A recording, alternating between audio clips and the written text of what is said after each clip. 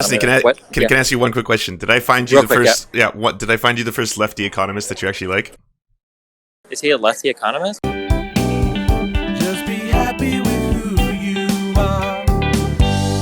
A happy Friday. Welcome to Debateator, Gobbler of Strawmen. I'm your host, Lance, and today we're going to be hosting an impromptu debate between two titans of industry. We have Destiny in one end of the corner, as well as SBTV, also known as Nate Suede, in the other. I want to first thank Destiny, who is not on screen right now. This is a picture of Richard Wolff, and it's an unfortunate screenshot. I'm sorry, Professor Wolff. That's just the way the world works sometimes. But anyways, Destiny has been gracious enough to do this impromptu mini debate from the comforts of the airport. He's in the middle of traveling. He has 15 minutes in between his flights, so it is going to be a very short debate. Yeah, well, I mean, the argument from the Fed is that this is a necessary move to provide liquidity to banks so that we don't have some like horrible spiral out of control that causes more harm to the economy than needs to happen.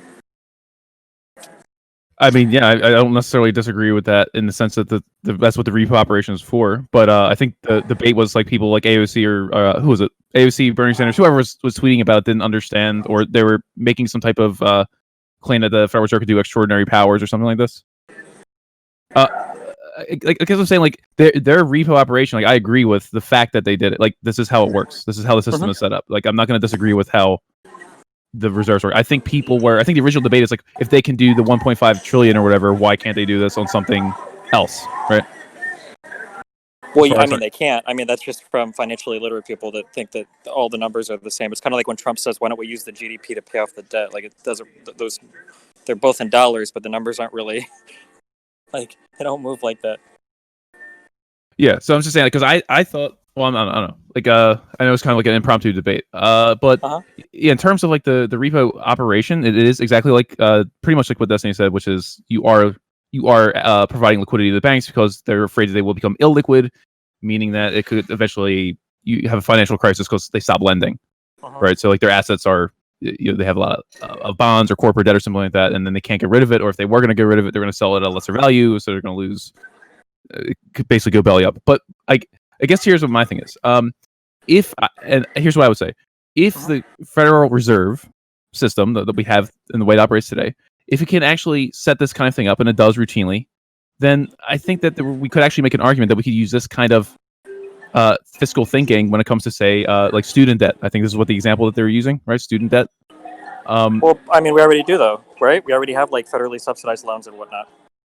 Right. I was saying, like, when people are talking about basically retiring the debt for the student loans. But that's not what this is, right? Right. Exactly. Yeah, I agree with that. So, yeah, we can have that conversation, but it has absolutely nothing to do with the 1.5 trillion stimulus, right? Like, people are talking about, like, wouldn't it be amazing if the federal government got involved with these same types of subsidized loans for other people? We already do that with Stafford loans. Like, we already do that for student debt. This isn't about debt forgiveness. Like, this is a repo swap. You're swapping out treasury bills or whatever, and then you pay them back, like, 3 months later. Like, the banks are going to have to pay back everything that they're getting from the Fed in terms of, like, cash equivalent assets or whatever. Like, yeah. Well, the idea is you're stimulating the economy. So, like, in order to continue a stimulus under a situation like we're having now, where like the stock market's performing poorly because you have a coronavirus or you have some type of supply and demand issue like we're having now, the point of it is you're going to hope that people are going to continue to borrow, the credit's going to remain liquid, and that people are going to keep on doing economic activity. And by that extension, we could... Yeah, sure, go ahead. In a vague sense, kind of. But, like, this stimulus is, like, secured by collateral. Right, like these banks are trading like assets in exchange for the liquidity that they're getting from the. Well, all repos are going to be dependent on that, on having some kind of collateral. Yeah, but like using it to like just forgive student loan debt, for instance, there is no collateral backing up. That's like a totally different type of program, right? That this would be like a totally non-equivalent.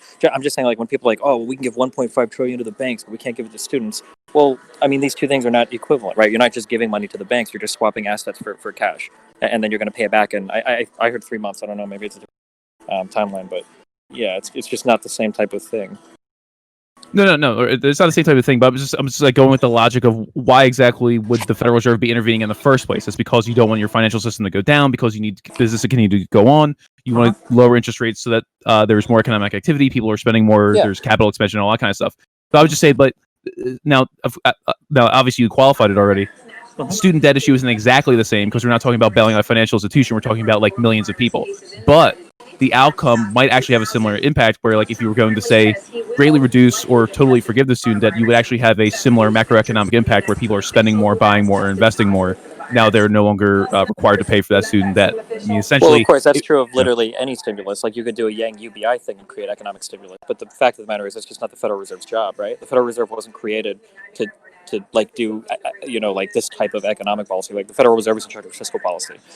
Like I think one of the stated goals is to prevent like financial systems collapsing as part of like monetary policy. But that's it. It's not for like student loan debt or Medicare for all or whatever. It would be weird, like because if we were to go down that road, like if we were to give all student loan debt using the Federal Reserve, well, couldn't we stimulate the economy by doing Medicare for all via the Federal Reserve? Couldn't we stimulate the economy doing, there's like a million, the Green New Deal? Could that come from the Federal Reserve? Like that's just not the Federal Reserve's job. Well, right? This is the interesting thing. I mean, yes. So technically, if we're going to do spending, like any new spending, it has to be congressionally approved, and that's where the Treasury is going to come in. But I would say that if you actually look at 2008, the Federal Reserve and actually the Treasury were both kind of going outside of what their responsibilities were, because technically speaking, the Federal Reserve is only supposed to deal with banks. But in the 2008 crisis, they actually started dealing with shadow bank actors, right? So we're talking about like non-financial institutions that were actually bound up within these financial crises. So like think of like a non-financial, like a non-bank financial institution, right? Like a private equity firm or something like that. So they kind of go into the private sector who actually went beyond banks. They're actually bailing out other things too, like insurance companies. Remember AIG was a famous one. So they kind of do bend the rules. And I think the reason why people are mad is because it seems like bending the rules only seems to occur when a certain set of interests are threatened. I think that's like where the more populist outrage is coming from. Yeah, I can definitely see the frustration, of course. Yeah, I mean, like these types of systems are not there to bail out the average person, of course. It's just like they're not supposed to. It's not their jobs. I mean, I can understand the frustration, but I'm trying to think of like there's got to be like some equivalent. Like as a kid, you see like some, I don't know, like a handicapped student gets like a extra time to do like a test or whatever. You're like, why can't they be for all of us? I don't know like how. I don't know what the equivalent thing would be, but like you don't want this type of like. I don't think you want this type of like policy coming from the Federal Reserve, right? Like the government or the president appoints like the chairman, and then other than that, Congress has no oversight over the Federal Reserve. So like, would we really want that institution be in charge of crafting programs for the United States? Like, don't get me wrong, like I'm all for types of education subsidies or other things like that, but that policy should probably come from Congress, not from the Federal Reserve that has no real oversight. Well, yeah, the Federal Reserve, like in this particular instance, like if we were going to apply to like student debt, I think that they're obviously involved. Exactly like you said, they're not the primary mover in a situation, but when you're talking about securities, and this is what student debt is eventually, like it does go on to eventually underwrite like other assets. And like I don't know how over leveraged or what kind of leverage is on student debts right now. I don't have like the numbers in front of me, but like for example, if it's like a 10-to-1 or something like that, that means like for every dollar of student debt, there's like $10 of securities on top of that, right? And these could be over-the-counter products. They could be traded within different kinds of firms. The point is that let's just pretend that the government said, okay, we're canceling it. Well, now you've got a problem because that $10 trillion of student debt or whatever is now, there's nothing underwriting it, and that could actually lead to a financial issue. So the point is, if you were going to either, like, say, swap student debt, like if you're going to get student debts off the hook, basically you're going to get student debtors off the hook, the Federal Reserve could step in and say, okay, well, we don't want a complete loss. We don't like a route like this happening. So what we're going to do is we're going to maybe just swap these out with some securities, with some interest-bearing treasury bonds or something like that. Yeah. Like they could be involved in the process, but I think like you said, like For sure. Ultimately, it does have to come from Congress. Like any type of new spending really actually has to go through them. That what you just described sounds like a thing that could totally happen, but it would be initiated by Congress, and then the Federal Reserve would be supplementary to that policy to ensure there's not like a greater like global catastrophic meltdown based on how leveraged student loan debt is. I don't know anything about the leveraging of student loan debt. I don't know if that like backs up like other debt or whatnot. But if it did, then yeah, I imagine the Fed would get involved there. But it would come on the back of like a congressional bill or something. Yeah, so like, because I was just thinking, I mean, you could like feasibly, like the Federal Reserve serves at the pleasure of Congress, right? So like Congress actually used to be setting interest rates, right? But then they said, okay, we're going to let the Treasury actually do it, and then the Treasury delegated most of its powers to the Federal Reserve because it's supposed to be, like it's supposed to be like a counterparty system between the Treasury and the Fed. Ultimately, though, you could make the argument, which I think it's a much more simple, streamlined argument, that they may be technically separate, but they always act totally together. They're always essentially acting in a consolidated fashion. Do you ever worry, like one of the issues with the Fed, though, is that like if it starts getting involved or wrapped up in policy like this, one of the deals with the Fed is that it's supposed to have some level, it's supposed to enjoy some level of political like indifference. So, for instance, if you follow Trump, Trump complains all the time. The Fed's not lowering interest rates enough. This is bullshit. My economy should do it. And it's like, okay, well, like, do we really want, whatever party is in power to be in charge of monetary policy? Because that sounds really scary for a whole host of reasons, And see, this is a very tricky situation because, like, even when it's quote unquote apolitical, well, what does that really mean? Because if you look at the boards of each member bank, they're supposed to be composed of 3 tiers of interests, right? So you have business interests, you have community interests, and then you have like bankers, right? So like if you went to the Federal Reserve Bank of Boston or Philadelphia or Atlanta, you're going to see different businesses there and banks, right? Now, obviously, it makes sense to have these players in here because it affects everybody involved, right? Because the Federal Reserve is essentially the clearinghouse for banks. Citizens have a vested interest in having sound monetary policy. Yeah. So, but the thing is, like, that doesn't mean that those boards are then immune to like other economic I'm not factors. an idiot. I'm not going to pretend that like it's literally robots on these boards or whatever. But just the idea that like the monetary policy can be at the whim of whatever president or whoever controls Congress at any point in time. That level of separation, I feel like is kind of important. I mean, maybe we could live without it. Maybe I'm overstating it. Maybe it wouldn't be that big of a deal. My understanding is that like the ECB as well, like kind of stands on its own. It doesn't answer necessarily.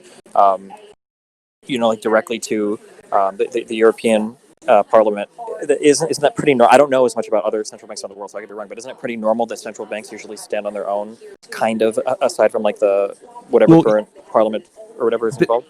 Yeah, I would say that's pretty aspirational, although the ECB is a little bit different because each country still has a bank that's supposed to be managing its like debt ratios and its deficit and that kind of thing too.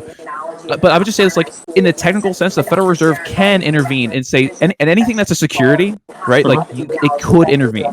It could, and then, like, if you remember back in 2008, they were doing, like, bailout payments to automakers, right? Like, they were getting involved in non-banking sectors. So, like, it's possible. Sure, they were, but that was off of TARP, wasn't it? TARP, but really. Like, right, so wasn't that like a congressional budget, or that was like a congressional bill first before the Fed got involved, right?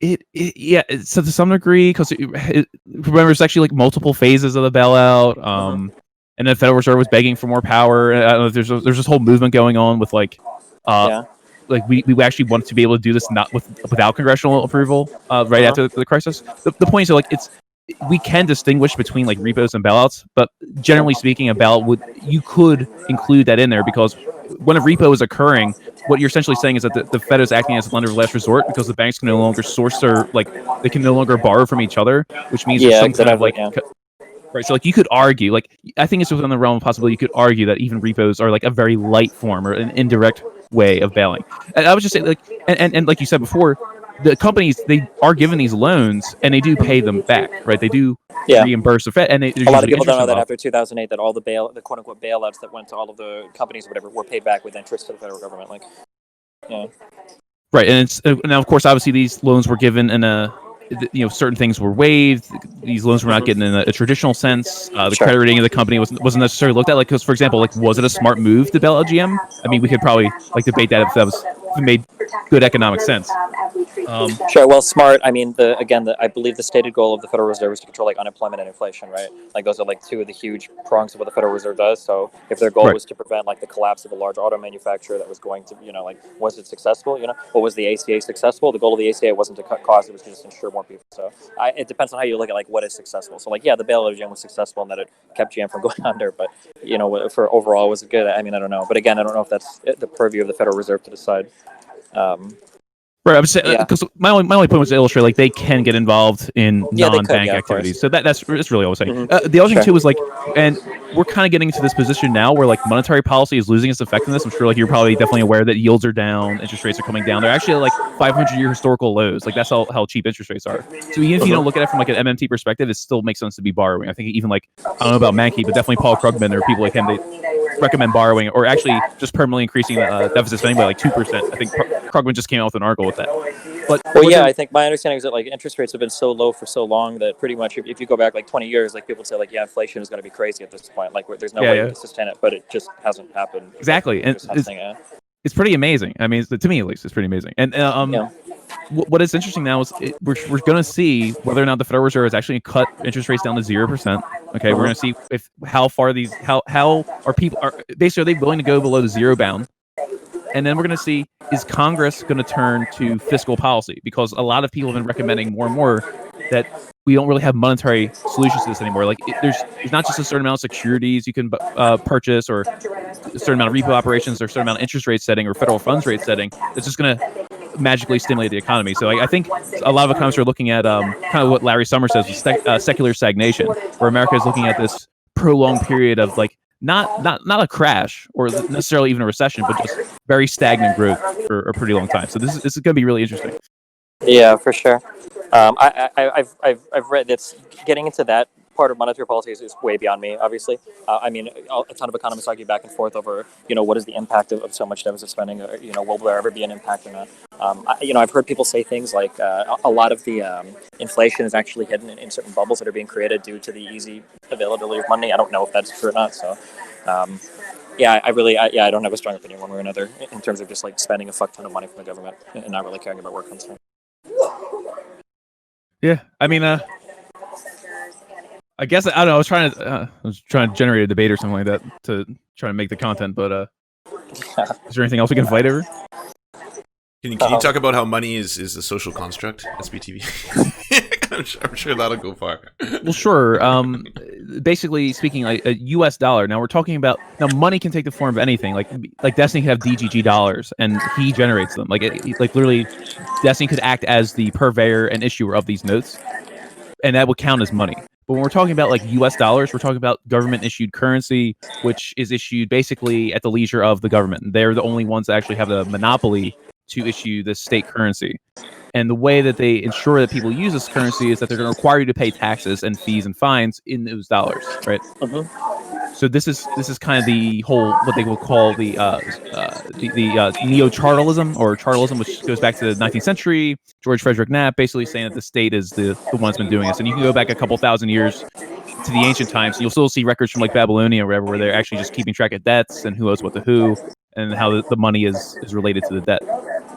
So functionally speaking, like this is why I'm not sure. I don't know. Do you want to say anything there, or should I just keep going? I don't know. Try to. Are we going down the MMT road right now? It's all MT, baby. It's all MT. It feels like it. I don't think you've said anything that anybody at Keynesian or whatever would disagree with at this point. No. Right. So I guess like money is a social construct because so is government, right? So. Well, yeah, I mean, technically anything of value. I mean, even gold being a store of value is to some extent a social construct, right? Like, I mean, technically gold doesn't really worth much. You're not manufacturing electronics with it. It's got some level of scarcity, but there are a lot of other materials to do as well. But yeah, I mean, I don't disagree, of course. Yeah, and because I don't know. I mean, I don't know what your exact position is on like whether the government should borrow, because like we're kind of just mentioning that, but like people who say that the government's going to default, these fears are kind of overblown. The only way the government defaults is if it becomes a political battle that somebody fucks up with really badly, right? Right, literally, if you say... Right, yeah. If you don't raise the debt, right? Which we can. It exactly. Just comes down to who's using it as a political football at any given point in time, I guess. The one, and this is true, like if you were going to declare default on debt, it would have to be through Congress. Congress would basically be saying, we are not allowed to issue any more debt. It would be quite amazing to see the world financial system collapse because a government that can print its way out of its own debt refuses to do so. That would be one for the history books, I guess. Right, it would basically be GG. Now, see, the misconception is people think that like there's like money is external to this whole system, and they kind of get confused by like say how the Federal Reserve is choosing how the operation is working to credit the accounts that the Treasury has at the Fed, and this is when they do those Treasury auctions, right? So whenever the Treasury wants to spend, it has to get money into its account. So how they do that, they auction treasuries, right? And this is how these funds are raised. But what people are failing to realize, and this kind of goes into, you kind of brought up John Maynard Keynes, but it goes into really just this like massive macro liquidity preference. But it basically, a US dollar, if you're going to use that to go buy a Treasury bond with, that's debt. So you're essentially using government debt to buy government debt to finance more government debt. Like it doesn't make like sense from this like we're going to run out of money type framework, So sure. To be honest, like, I think we can actually increase spending to a large degree. It doesn't mean that deficits are infinite or that they're like literally we can just spend $100 trillion tomorrow night, because it does matter where you're spending. It seems like because at some point or in some manner there must be too much, right? Like if we were to give every U.S. citizen 1 million USD, that must have some downstream negative impact on not only the U.S. economy but the world economy as well. I guess what nobody knows is where that limit is, right? Wouldn't like inflation everybody would be have the first argued. problem? Well, like when you say inflation, the problem is like if you go back 20 years ago, my understanding is that the inflation that we're supposed to get from deficit spending should have happened so much earlier than this. Like with the Fed, it was at historically low interest rates for years. It's insane, but we never got any of that inflation. I think inflation is still under target for that. I think the Federal Reserve is, right. That's correct. Even whether you want to use core CPI or PCE, which are the measures that the Federal Reserve uses to track inflation, like it's been below target for a long time. And you can even go back and find on record in 2008, 2009, Ben Bernanke is basically saying that we're trying to get inflation because you do need some inflation to have growth. You have to have some. Arguably, right? Yeah. But you want it to be controlled. This is the whole thing. It has to be controlled. So, and a lot of people, like, there's an academic level. There's basically an academic definition of inflation, and there's people, what they think is inflation. Like, if gas went up from, like, say, $2 a gallon right now to $2.20 a gallon tomorrow, that's not necessarily inflation. But if it continues to go up in price every single day or every week or whatever interval that you want to measure on, it could be inflation. Sure. You measure it like based on like is the cost of gas going up for the entire world, or is it just the U.S. dollar? Right. I imagine there'd be more complicated ways of measuring that than just looking at the cost in and of itself going up. Right. It couldn't just be a one-time price gouge, basically. Like, that would be the definition of inflation. It has to keep on increasing in price over a specified period of time. You could make it a day, I guess, but usually it's in weeks or months or quarters or something like that. So, yeah, so like back to the spending thing, like we could probably be doing a lot more spending. Like you said, you wouldn't just want to give everybody $1 million. That probably would create what they would call demand pull inflation, where there's just too much money chasing too few goods. What you would want to be directing your spending to, for example, Bernie Sanders' healthcare plan, right? Like what they say was $3 trillion or $4 trillion or whatever that number was per year. That is something that you could probably honestly just eat with government costs and do your best to reduce costs. Now, just because you can spend the money doesn't mean you want to just be paying for a bloated like say healthcare system. Yeah, of course. But if there are like tangible benefits that you can get as a result of spending said money, and you don't really have a reason not to spend said money, there doesn't seem to be a reason not to, right? And you should be a little bit more ambitious with your spending. Exactly. And this is why, like, and it's important for us, I think, to say this because we've kind of been inheriting a narrative for the past 30, 40, 50 years saying that deficits are going to kill us. We're going to default on a debt. The Chinese are going to own California. How are we going to pay for it? Yeah, kind of. Well, I mean, everybody says that, but I mean, I'm pretty sure, I'd have to go back historically, but I think aren't Republicans the worst spenders when it comes to actually, like, I mean, like, if we look at the spending in Afghanistan, like wars, that shit costs a ton of fucking money, and nobody seems to care, or the Trump tax cuts just recently were basically deficit spending, as far as I know. Exactly. Yeah. And this is the thing, and this is kind of just to tie in what we were talking about earlier with the treasury. It's like they get $1.5 trillion. Now, obviously, it's for the banking sector. Obviously, it's to prop up the economy, make sure things don't totally collapse, because that would lead to catastrophic consequences. Yeah. But it didn't come from tax money, right? This was money that was essentially created right now. Kind of, yeah. I would be so okay. I'm just uncomfortable using that comparison because of where the money comes from. But I'm super okay with comparing it to the tax cuts. Because, like, the tax cuts were literally, like, we cut a ton of tax receipts from the government, and we didn't change our spending whatsoever. Like, why can't we do that with other government programs? Like, that wasn't, like, backed up by any type of collateral or anything like that. Like, that was literally just, well, we're increasing our spending relative to our tax receipts, and suck it. Exactly. It's just going to, like, really wealthy people. No government programs. Right, and see, the thing is that the U.S. government's been running deficits for a very long time. You can actually go back and look at Fred. You can look at the Federal Reserve economic data. St. Louis Fed puts it out. St. Louis, yeah. Yeah, it's really good. You can actually go look at government tax receipts. And you can look, like, literally the past 40, 50 years, whatever the tax levels were, whatever the effective ones were, we've basically been having somewhere a fluctuation between like 14 and 17% of receipts coming in, right? So, like, we've been sustaining whatever wars, whatever healthcare spending, whatever social security spending, we've been sustaining on basically, you could probably put an average on there, like 16% or something in actual receipts for tax income for the government. Yeah. So the real thing is, and this is why I actually sort of look at MMT, is because taxes and spending are actually two separate operations, and that's why somebody like Donald Trump can get in there and do a tax cut and not have to worry about how to pay for it, because they are two separate operations. Yeah, that's basically how they pull it off. That's what I'm saying. Like, I don't agree with it. I don't agree with the policies, but. Sure. Well, I mean, but we can agree that taxing and spending are two separate things, right? Like, you could raise taxes or you could increase spending, but they don't. I mean, as obviously, they also don't have to be paired with one another. Right. Except in the cases where the government arbitrarily makes it so. Like, I think, did Trump ever put in that rule where he's like, for every one government spending you do, you have to cut two or shit like that? Yeah, I remember that. Well, even the Democrats are saying, like, pay as you go, which I don't know. It's really dicey to kind of say that to put that policy out there. Yeah, the monetary policy is just really confusing because like everybody always compares it to like household debt, but we can't print money at our own houses, so it's very strange, Like, people talk about like, oh, the American government, they spend money. If a family can't spend money like this, it's like, well, okay, well, a family could make up its own currency inside its own household to do it if they wanted to, but it's not comparable. Yeah.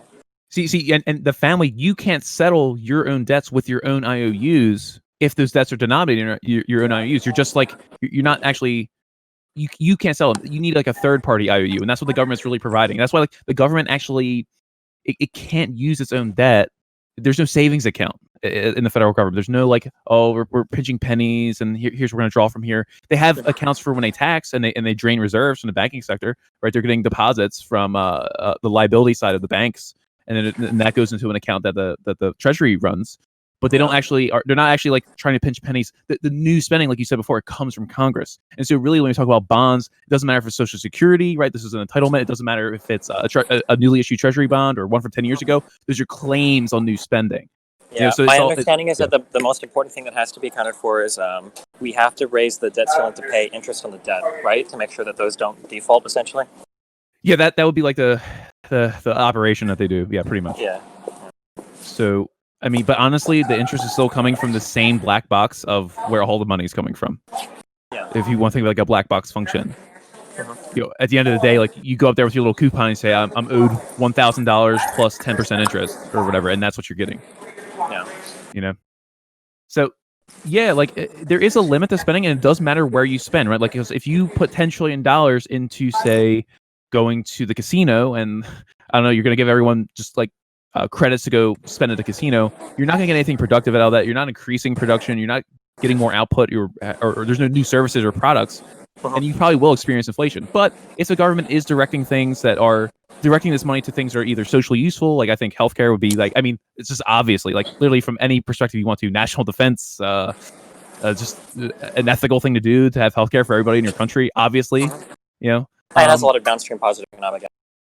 Exactly. I mean, you can think about it like it's a technical savings because your people are going to be healthier for longer, and then hopefully cost you less in the long term. And it's we can economically justify it, but you don't necessarily just want to give like the universal basic income, because as people point out before, like, is that just going to be captured by landlords? Is it just going to be used to subsidize expenditures? Basically, you're underwriting consumption, not investment. I don't know if I think Canada did, or the province, or a small area of a province in Canada that experimented the floating UBI for a little bit. I don't agree with the idea that landlords could just immediately capture UBI. I think that's a little bit of a simplistic assumption of what would happen in that market, right? Like there is some underlying value, there is some underlying fundamental value that goes into real estate. I don't think you could just arbitrarily boost the prices by some capture like UBI, right?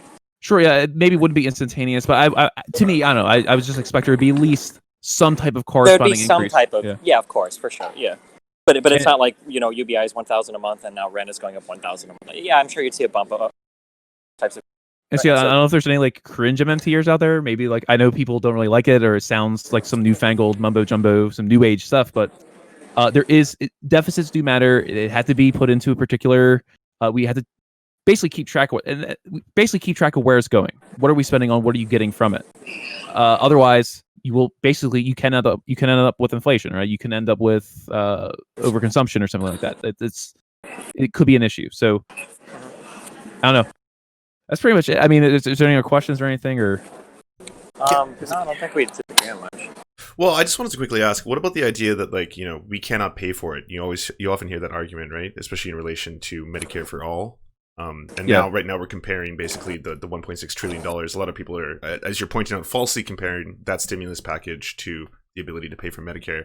What are your thoughts on that in terms of how the government would be able to pay for those programs if what you're saying is basically that they essentially can pay for what they determined to pay for, right? Yeah, the government can pay for anything, right? Theoretically. Yeah, exactly. So that excuse is just kind of moot in general. Well, it depends on what level you're talking.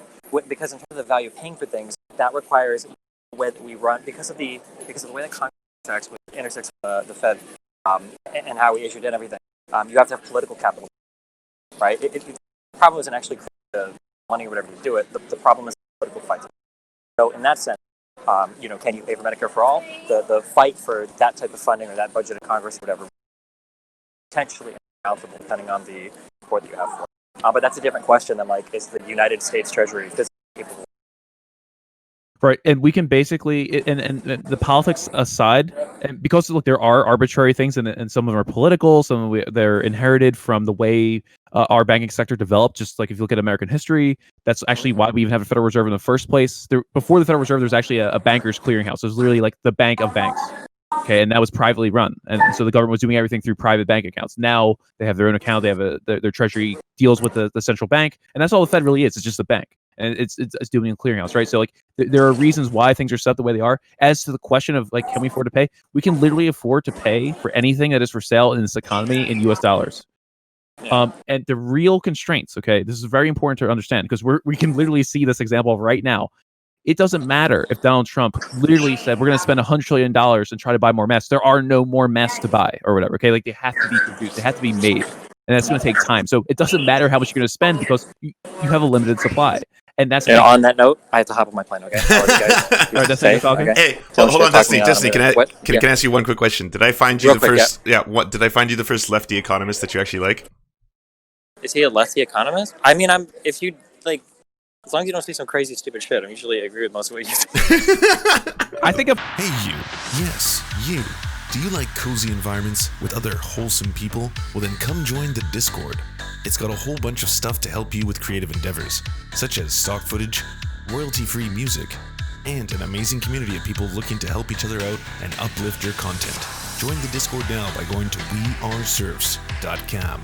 That's weareserfs.com. We would like to thank Miranda Marone. You are our monarch, and we thank you for our indentured servitude. We would like to thank our lords, Ricky Pilgrim, I'm Raft, Michaela Schmid, Tomospin, Ferrer Tahone. You are all the pillars of our organization. To our Knights of the Square Table, Paul Parafit, Daniel Kahn, Clement Chutskoff, Alan R., Josh Mickelson, and Dr. Zayas, Dr. Zayas, Cooper Pilot, Andrea Lynn Epperly, Dylan Bythe, Terry, Todd Buckingham, and Todd Lajeunesse. And to our merchants, thank you for taking mercy upon us.